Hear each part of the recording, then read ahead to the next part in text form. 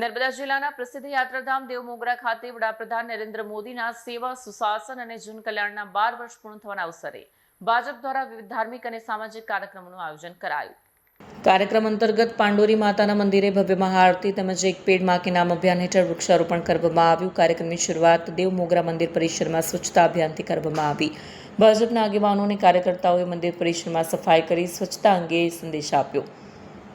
ત્યારબાદ પાંડોરી માતાના મંદિરે મહાઆરતી યોજાઈ। મોટી સંખ્યામાં આદિવાસી સમાજના લોકો પણ જોડાયા। મહાઆરતી બાદ એક પેડ માં કે નામ અભિયાન અંતર્ગત પ્રદેશ મહામંત્રી પ્રશાંત કોરાટની ઉપસ્થિતિમાં વૃક્ષારોપણ કરવામાં આવ્યું। કાર્યક્રમ દ્વારા માતૃશક્તિના સન્માન સાથે પર્યાવરણ સંરક્ષણનો સંદેશ આપવામાં આવ્યો। ખાસ પ્રસંગે આજે પ્રધાનમંત્રી નરેન્દ્ર મોદીના શાસનના 12 વર્ષ પૂર્ણ મહાઆરતીનું આયોજન કરવામાં આવ્યું છે। દેવમોગરા ખાતે ખાસ પસંદ કરવાનું કારણ શું ને કેવો રહ્યો કાર્યક્રમ? આજે દેશના યશસ્વી પ્રધાનમંત્રી શ્રી માનનીય નરેન્દ્ર મોદીજીના શાસનકાળના 12 વર્ષ પર પૂર્ણ થયા છે। સાથે સાથે આઝાદ ભારતની અંદર સૌથી વધારે દિવસ પ્રધાનમંત્રી તરીકે કોઈના નામે હોય, રેકોર્ડ બન્યો હોય, ઇતિહાસ બન્યો હોય તો એ દેશના યશસ્વી પ્રધાનમંત્રી માનનીય નરેન્દ્ર મોદીજીના નામે થયો છે। જે રીતે ગુજરાતના મુખ્યમંત્રી તરીકે એમણે કામ કર્યું અને અત્યારે દેશના યશસ્વી પ્રધાનમંત્રી તરીકે જે કામ કરી રહ્યા છે ત્યારે સતત એક પણ રજા લીધા વગર પ્રજાનું કામ કરવું, છેવાડાના ગરીબ લોકોનું, અંતિમ પંક્તિમાં ઊભા લોકોનું કામ કરીને ગરીબ લોકો માટે યોજના બનાવીને એના યોજનાના લાભ પહોંચે પ્રકારે એમનો હેતુ રહ્યો છે, કામ રહ્યું છે।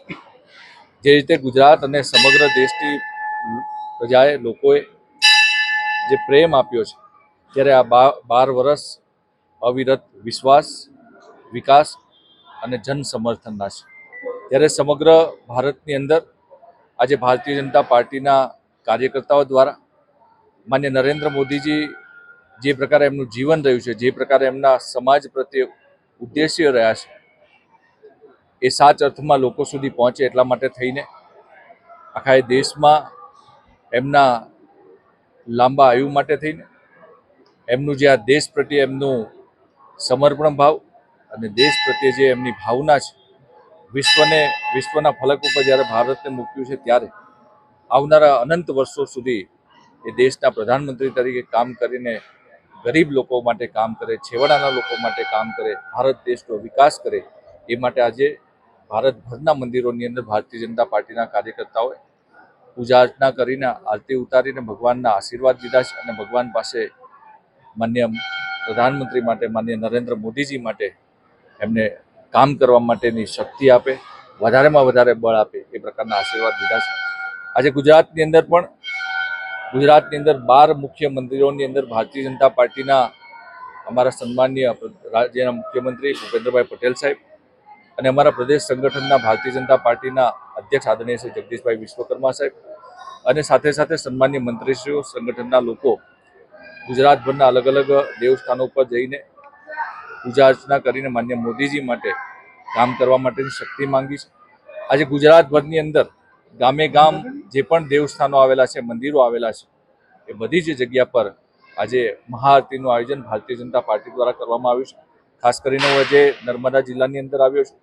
અમારા નર્મદા જિલ્લાના ભારતીય જનતા પાર્ટીના અધ્યક્ષભાઈ શ્રી નીલભાઈના નેતૃત્વમાં, અમારા સંગઠનના પ્રભારીભાઈ શ્રી અર્જુનભાઈના માર્ગદર્શનમાં અને સાથે સાથે અમારા રાજ્યસભા માટે ઉમેદવાર જેવો છે મુકેશભાઈ રાઠવાની અને ભારતીય જનતા પાર્ટીના કાર્યકર્તાઓ સાથે મળીને અને અહીંયા ખાસ કરીને દેવમોગરા માતાજીના દેવસ્થાનના જે ટ્રસ્ટીગણ છે, મેનેજમેન્ટ ટીમ છે, એ માનસિંહભાઈ અહીંના પ્રમુખ આ દેવસ્થાનના એની સાથે મળીને માતાજી પાસે પૂજા અર્ચના કરીને માન્ય મોદીજી માટે આવનારા સમયમાં દેશ માટે, રાષ્ટ્ર માટે ખૂબ કામ કરે, વિકાસ જે રીતે થઈ રહ્યો છે એ અવિરત વિકાસ થતો રહે દેશનો અને એમના નેતૃત્વમાં ભારત દેશ વિકસિત ભારત બને એ પ્રકારે ભગવાન પાસે, માતાજી પાસે અમે શક્તિ માંગી છે।